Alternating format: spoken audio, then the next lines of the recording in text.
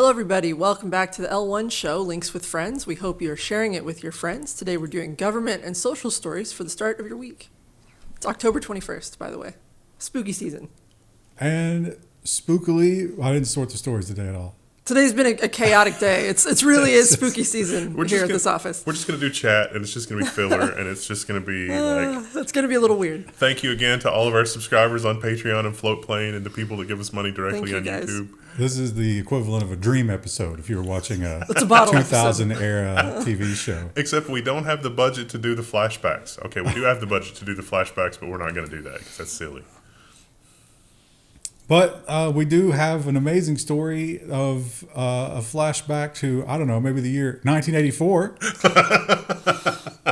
The U.S. news outlets are refusing to sign a new Pentagon rules report, to report only official information. So basically, the Pentagon asked reporters, is like, we only want you to tell what we want you to tell and nothing else. And it's like, there's people in the comments that are going to be like, that's misleading. And I would disagree with you because on paper and intention, this was a move that was meant to intimidate IMHO. Even Fox News walked out. Newsmax. Yeah. Newsmax wouldn't do it. Only one did. Yeah. This is a huge problem. Also, did you see the BBC? Like there was a guy from the BBC that all the insanity that's going on in Chicago. And the dude from the BBC was like, here's what we have. Here's the evidence. Here's the thing. Here's what the Homeland Security people said. Here's some evidence that suggests what the Homeland Security people said was false. And then he just lays out a bunch of stuff that is just like they're lying off their ass. And it's like, well, if that's the official story, if that's the world that we live in, hello and welcome to the news program. I guess it's just going to be citizen journalism from here on out. Well, it's much needed, right? Like all of those news organizations, I don't trust them anyway. Yeah. All right. I mean, but it is still like a disturbing thing to have happen just so out in the open. But it's also wild that, just a few years ago, they were completely in lockstep with authority. Yeah. And for this to go this far awry in that short amount of time, it's really crazy. But also, how do we get more citizen journalism? Do we maybe we could sell the Level 1 Velcro pocket where you put a thing on your shirt and your phone is just in it and everything is just streaming everywhere at all times. That's what they want. Don't say that. That would get us shut down like the ISAPs. They wouldn't tolerate that. That's the thing they don't want that information out. Also, it'll just be an endless torrent of shit, which is probably already the problem on the internet anyway. But that it's everything. Here's the thing that comes out, and then it's like, oh, here's a rando cell phone recording that completely refutes that. It's like, oh, here's an even more convoluted explanation for that. Oh, here's another recording. It's AI. That's the that's the thing. Nothing's real anymore. This video's from 2 years ago. I think there's also a lot of purposeful disinformation to keep things churned up. But here's a story that we've seen. We saw a very similar one last week. But the question here, it's not so much about the details of the story. The question is, who gets this money? Because this is money that was extracted probably from a lot of Americans, but not just Americans. And the money was seized, its digital format. So, who gets to keep this? And it sounds like, based on what we're learning, that the American government will pocket this. Probably put it in that crypto thing that Trump created. Yeah. DOJ seizes $15 billion in Bitcoin from massive pig butchering scam based in Cambodia. If you are a U.S. victim of this, I encourage you to petition the government now to try to get a refund because you are not getting a refund. Pig butchering, if you don't know, that's where someone contacts you and they're like, I got this amazing crypto investment. And, you just invest a little bit. You're going to get all kinds of gains. And then you do. And you see your account and it's going up. And you're like, oh, my God, it's going up. And then you put more in and it was never real. You were a pig, and you've been butchered. What a visceral name. I mean, it's... This one's a fun story. There's a lot of layers to this one. Yeah, you think about, evil companies, right? Walmart, obviously. Amazon. The big tech companies, Microsoft. But little old farm supply. Tractor supply. I'm sorry, tractor supply. They're helping out the rural folk. You can buy ducks there, right? No, get chickens every spring. Yeah. So what a wholesome place. Maybe not. California targets Tractor Supply's tricky tracking. So even if you ask to be opt-out, even if you try to do stuff under California's privacy law, Tractor Supply was caught lackadaisically handling all of your data and the opt-outs and everything else. They've been fined $1.3 million. So all of these things here. And they probably weren't doing this maliciously. I mean, they were probably collecting some data maliciously, but... No, that's the thing that I was going to point out in this is like Tractor Supply is doing a much less hideously evil job than everybody else, but they didn't put a lot of work into covering their tracks like large companies do. And so if you're going to hold Tractor Supply accountable to this level, the fines for Walmart and other companies should be in the billions of dollars. It feels like an easy target. Yeah. It's like, you see a bank robbery, a physical assault, maybe something even worse, and then you write a ticket on a car for parking. Yeah, or jaywalking or something, That's what it feels like. Yeah, it's like, did the folks that were looking into Tractor Supply, did they look into literally anybody else, like Amazon? So I feel kind of bad for Tractor Supply that they're caught up in this. They're going to come after Dollar General next. Yeah. The only 2 stores in my community. And California is going to make another law that will probably affect everybody, because how do you make this geo-fenced? And this might be a good thing. California's latest privacy law will change how browsers handle tracking. Now, this is an interesting article, and you should read this on the Mac side because Apple's driving some of this. But I have to always point out this. This is a mutated version of what the intent was. The intent was you in your browser set your preferences. And when the request from your browser to the web server happens, the web server says, hey, I'm not interested in tracking.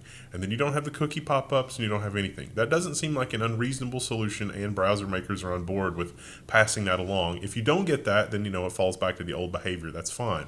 And that would do away with the cookie behaviors and that kind of thing. But what you have in this article and what's described is the mutated version of that. It's like the game of telephone where everybody does 17 translations of that, and it got mutated a little bit. Yeah, probably not as much as the lobbyists would have wanted. Yeah. They did what they could. And here's an amazing story, because the history of this whole argument is, this has been going on since, 2000? Yeah. At least. Remember the Florida election controversy and then the Florida Supreme Court? Hanging Chad. But all along the way, we were told, hey, those of you who don't think that this is safe, you're just crazy. You're insane. You're conspiracy theorists. Of course this is safe. Look how safe it is. But now, the shoe's on the other foot. We're hearing a different story. One Republican now controls a huge chunk of the U.S. election infrastructure, according to Wired. It's like, should anybody be concerned that GOP operative, this person, and it's like, why do they, he controls Dominion, but why do we call him a GOP operative? And then you look into his background and you're like, oh. Every year, DEF CON hacks these things to pieces. Yeah. It's like Swiss cheese. They've never been safe. And we've always known it. Also, why is anyone allowed to own? Why are we outsourcing it to a third party? Why is that a private company? That's an excellent question. And California, once again, they're just spearheading all the laws. New California law requires AI to tell you it's AI. And again, this is one of those things where it's like Tractor Supply is going to get caught up in this. You know what's not required to tell you AI? If you have one operator, his name is Bob, and Bob is supervising 7,281 chats. That's not entirely an AI chat. There is some component of Bob there supervising those 7,000 AI chats. Those are not required to tell you that it's AI because Bob is there. Some piece of Bob is in the machine. So in every transaction. It sounds like this is not just like a persistent thing on the page that says, hey, remember, you're talking to a robot. I think it's actually required to walk things back if it gets a little too human-like, which it does automatically to try to engage you. Like, oh, yes, I remember the flavor of strawberries. It's like, no, you don't, Claude. You don't. You lying. You never will.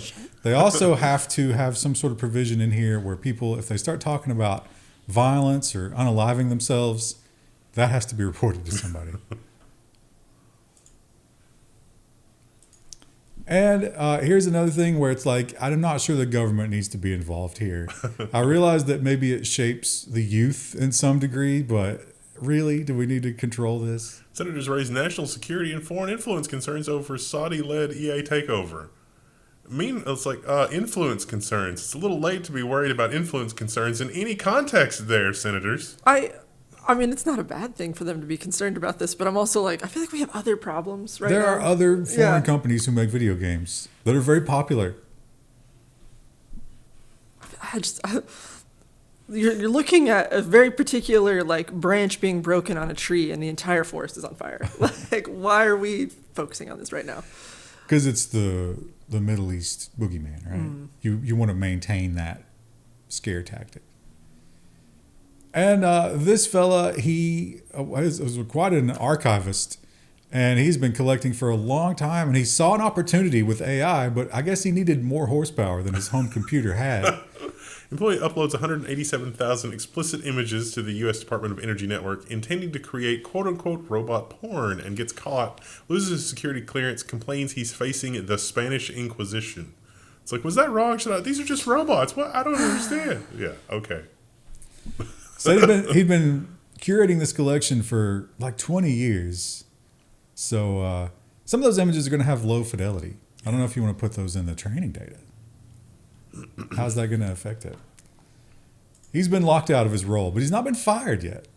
There has to be an inquisition. See, like the IT wizard, he knows where the bodies are buried. They don't want to get rid of him. Oh, Lord. And AI regulation, as you know, California's doing what they can, but that is a state-by-state way of doing it, and it doesn't always protect everybody. And we have one voice that's saying we need federal. U.S. federal AI regulation is on the way, Senator Marsha Blackburn says, regardless of big tech opposition. Okay.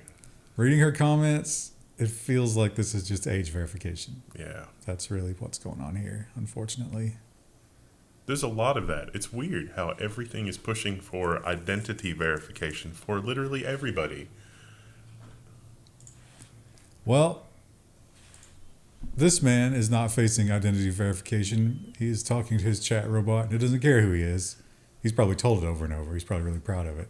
But it's willing to help no matter who you are. Top Army general using ChatGPT to make military decision, raising security concerns. Meanwhile, intelligence services are seeking to plant their best operatives in Tier 1 help desk positions in order to access people's chats to help them with tech support related questions. Can you imagine, like, 20 years in the future, you're on a battlefield somewhere, and you get directions from somewhere that's like, you need to go do this really stupid thing. And everyone's like, that's a really stupid thing. Is that an AI answer? Is that the AI general? But they won't tell you. Mission Command won't tell you. And you just, you know. If I'm on a battlefield at my age in 20 years, we're in big trouble. Yeah. So his excuse was similar to the ones we've seen before, which is, China's doing it. And in the future of the battlefield, if you don't react with AI speed, you're going to be too late, and that's death on a battlefield, which maybe is true. But also could be true that this is a terrible idea. Both things could be true. Human lives are in the balance. And here we have a very, very alarming Supreme Court case that is about to be heard. And There's a couple of those. There's a non-zero chance this goes really bad for a lot of people. Sony tells SCOTUS that people accused of piracy aren't innocent grandmothers. So Sony is coming out, full blazing here. They're saying that it's a severe economic impact. People are returning to piracy, and they really need control. So this is the thin end of the wedge in order to get control of your device. Think about, we did a story a couple years ago. Remember the story where people were uploading a blank file to their Google Drive, and that would get them locked out of Drive because it contained, the worst material imaginable? That is what Sony wants. Sony wants to have your devices scan themselves for forbidden hashes and then check your license to see, oh, do you have a license? Do you have a license for that? Yeah. And if you don't, it just deletes it. So, unfortunately, the White House and the car FCC very much on the side of Sony here. They are lobbying hard for that, which, that's a lot of influence these days because they're willing to push their weight around a lot. But this is crazy to me because I remember when we had this big argument about the Obama phones and the rural internet stuff, and people were like, you just can't live without the internet. They want to kick you off the internet for sharing a file. How does that reconcile? If you can't exist without it, but Sony can kick you off of it? So Sony can kick you off with an accusation, just accusing you. Imagine the YouTube-style DMCA system brought to your internet browsing habits.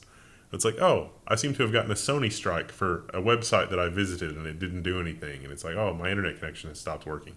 Imagine that Kafka-esque nightmare. That is what the copyright cartel wants. That is not hyperbolic. And when this happens, people will work around it. There will be new software that appears that does some, it's like threads the needle, gets you what you want.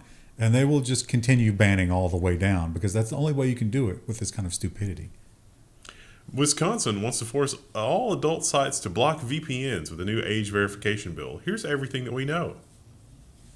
How would you block all VPNs? You can't. You can maybe do the commercial ones by making them report their IP ranges that they have. You'd have to constantly update it. It would be a nightmare. But did you know that you can make your own VPN?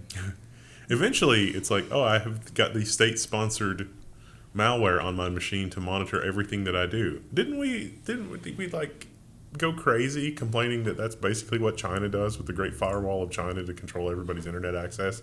And even China struggled with it. Like, it's taken decades to engineer that level of surveillance. And it's like, oh, we need that here in America. You could to get a Raspberry Pi and just take it to your grandma's house and plug it in, and she would never know. And she would be your VPN. And she would also be the one that gets their internet disconnected. But she literally would be grandma's that the Sony is saying is not. And just the danger of AI, the biggest danger of AI is stupid people using it because they don't know how stupid they are. They don't know how stupid they are. They're never going to learn. And it makes them feel good about their own stupidity because it will never point it out and it will never push back. Boris Johnson gushes over using ChatGPT while writing books. I love that it calls me clever. The true writer experience is feeling like a moron the entire time. You're not writing a book. Yeah, some of the most talented people I know have really severe imposter syndrome. Boris's book did not do well. Spoiler alert. Well, he'll just talk to ChatGPT about it. It'll make him feel better about those publishing numbers. I'm sure ChatGPT liked it. Oh, I'm sure, yeah. Oh, yeah, really loved it. This was very insightful. I really, the inoculation, maybe we should do a video on Bernays' propaganda and, the historical context for that, and then how this is literally propaganda happening again. This is, Freud 2.0. But I think some of the most important lessons from Bernays is that being aware of it doesn't make you immune. Negate it. Yeah. It does a bit, but not really, yes. Yeah, and the more you think that you're immune to it, the more vulnerable that you are to it. You have to be constantly paranoid that you're vulnerable to it in order to have any hope of survival. And Boris Johnson, not that paranoid. No. As we can see here, because it appeared the entire UK government was not quite paranoid enough. But if this is true, the worst part is when they found out about it, they were like, oh, we better not tell anybody. Dominic Cummings, Whitehall data breach gave secrets to the Chinese. Yes. Yeah, when the security breach is so easy, the people that did the breach think that it's maybe a counterintelligence operation. You should be worried. And the thing about this, his claim is that it was persistent, I think over a year, and deep, like every level. And they asked a couple of other people for quotes, and they were like, I'm not going to go into it, but yes. So they claim that they had a nickname for their secret stuff. Do you remember what that was? Strap. They call their super secret material strap, and the Chinese got the strap. Mm. Yeah, that's according to him. Remember also that in America, our telephone network was completely compromised thanks to the lawful access backdoors that were added. And the Brits presumably still not doing anything about that, but they're all over this. Britain issues its first online safety fine to the U.S. website 4chan for not disclosing what they're doing to protect the children. Have you been to 4chan? It's 20 grand, and it goes up 100 euros per day, or I guess pounds per day, for 60 days if they don't pay it. I'm pretty sure they could crowdsource that from their people, but I hope they don't. This is a bit it's just so, I can't see any argument that is credible here. It is just, it's like, oh, this is where you go for chainsaws. It's like, what are you doing to make sure that the chainsaw doesn't start for children? And it's like, what? That's a good analogy. Should the parents just not let them have a chainsaw? No. Well, listen, there is a a very real possible future where children are going to need chainsaws. They're going to need to run for children. It'd be life and death. And the Dutch have they've joined the trade war against China. In a rare move, the Dutch government takes control of China-owned chipmaker Nexperia. They're going to make some chips right there, and they didn't change how it operates, except they got rid of the CEO, who they claim was basically a foreign agent. But they've put people on the board to monitor everything, to make sure that they were afraid that knowledge was going back to China or control was happening. So it doesn't seem like they know exactly what they're looking for here, but they're worried. So these guys make the low tier chips, like the baseline stuff that's in everything. So I guess if you could compromise that would be very powerful. And Japan has, in a very Japanese way of doing things compared to other governments, they've asked politely that this be curbed a bit. Japanese government calls on Sora 2 maker OpenAI to refrain from copyright infringement, says that the characters from its manga and anime are irreplaceable treasures that Japan boasts to the world. Yeah, so Sora apparently pretty loose with the Pokemon recreations, and that's worrying some people. Also, all of the, what is it, Howl's Moving Castle, that whole category of Ghibli. things. Yeah, Ghibli, yeah.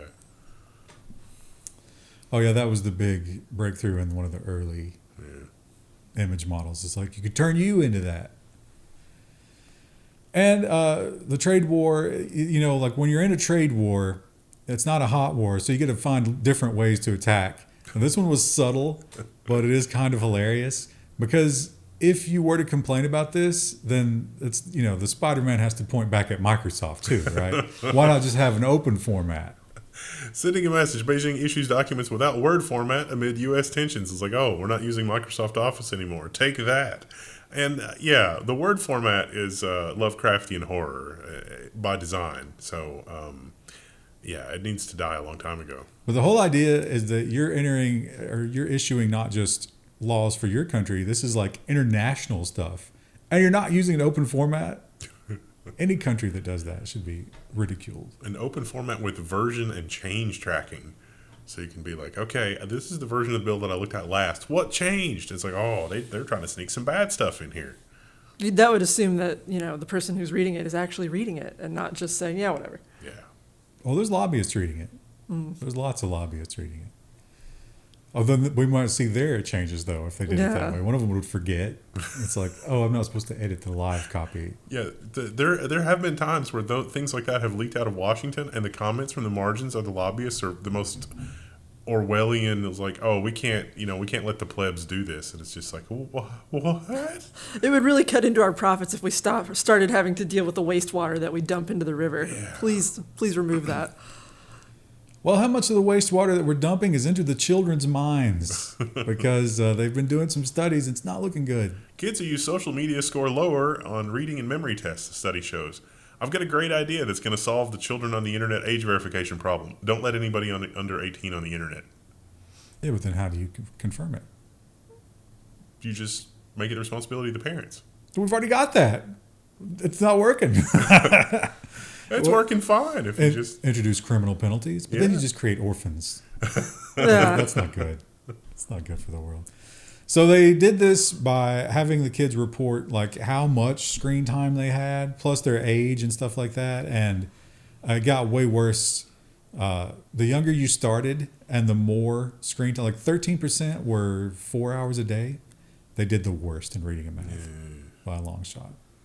I saw a study that there was more in depth on this, and it was all centered around neuroplasticity. And so depending on, like, if you had a bunch of distracting things coming at you at once, all of your neuroplasticity budget would go toward like multitasking. And apparently, like, most people's brains are structured not to handle multitasking well at all. And so, like, you lose all of your short-term memory and all of your, like, working memory and all of your, to be able to have a bunch of little tasks at once. And that might also be related to ADHD. Now, we always got to point out this is self-reporting from kids. And it could very well be that the smarter kids realize that they should shave some of that off the numbers, and only the dumbest kids were like, "Yeah, 4 hours." Pretty much all the time. I'm on there whenever I can be. So, I don't know how much we could read into it, but I would probably, if I was a parent, I would probably err on the side of probably not good. As an adult, I feel dumber the longer I spend on social media. So stands to reason. There's lots of little, like, you can give yourself memory exercises and like mental exercises and things like that will improve things. It's like read a thing in the morning and then try to remember all the stuff in the evening, and then look back for the thing that you read in the morning to be like, how much of that do I actually remember? And then after a couple of weeks, it's like, oh, that's actually working really well. Well, don't expect that to help you in the job market, because in the job market, it's not about that. It's all about AI. Meta tells its metaverse workers to use AI to go 5 times faster. There are certain things, if you learn how to work with the AI and you learn not to trust it completely, it's handy. But how about the metaverse workers saying back to Meta, this is never going to be a thing. Why do you have us working on this? Give up on it. Just go faster. And then that will make people adopt it and like it. I think that if we had the technology, there could be an augmented reality metaverse where you're just looking around at things and you get little, it's like, I want to know more about this. And you like, it would just be ads. You blink twice on a thing and it's like, oh, here's all the stuff about that. It's like, oh, okay, sounds good. I don't want to live in a world with more ads. We live in a world with too many ads as it is. But you're just talking about being distracted. Yeah. Yeah. And you are endlessly distracted. Yeah. That would be terrible for you. Yeah. Imagine, like, you forget to turn that off on your glasses and you're driving somewhere and you're getting pop-ups like rapid fire and it's like, I can't find the button to turn it off, and then you get in a car crash. And worse than that, the AI knows what I'm interested in, because right now it's not as bad because the AI that's there is giving me irrelevant ads, and so it's like immediately like, don't care. But when the AI gets better and it's like, oh yes, I would like to hear more about the dude that put the ISA slot on the TPM header. That's interesting, and then it's bad. It gets real bad fast. And Meta also getting into the political stuff once again and doing things for the current administration, same as they did for the previous administration, because Meta, they are bootlickers and they will always protect themselves. Meta removes Facebook page allegedly used to target ICE agents after pressure from the DOJ. Man, even this headline is inflammatory. They weren't targeting ICE agents. There was a Facebook page that was, here is where ICE activity is happening. Here are photos of their uniform, just in case there's identifying information. And the whole argument is pointless, because the argument at the base of it, if you strip everything else away and ignore your political leanings, the argument is, I spy on you, you don't spy on me. Yeah. That's the argument. You can't take pictures of law enforcement people in public doing their job. I'm pretty sure you can do that. I'm pretty sure there's all kinds of Supreme Court, all the way to the Supreme Court case rulings that say that is fine. And we got the big red, white, and blue TikTok coming up. Are you hyped for that? Will it be as amazing as the other one? Well, some people are worried that a company that's been wrested away by octogenarians might lose some of its touch with the youth. But don't worry. They got a plan for that. Barron Trump has been tipped for top TikTok job. U.S. President's 19-year-old son could be appointed to the app's board. If you're thinking, today is Tuesday, I thought we were doing nonsense on Friday. Well, yeah, this is nonsense, but this is just the reality we live in now. This is a paywall. There's another picture on this Telegraph article of Trump and Melania and Barron, and he is freakishly tall now. He's a monster. What prior experience does Barron bring to the role? I think during one of Trump's campaigns, he mentioned that Barron was the one that came to him and it was like, Dad, TikTok. You got to focus on TikTok. And that's why Trump was always such a defender of it, because he believed that got him in touch with the youth. So you think he's qualified because he scrolls on TikTok? I think that's what Trump thinks. Yeah, for sure. And also, we got to give Barron a job. And he might not be qualified for anything else. He's not doing real good in college. 19, though, he can't be finished with college. No, absolutely not. Guess we'll see. Can he keep the algorithm addictive? Any of you folks watching internationally have a room to rent? We're real quiet.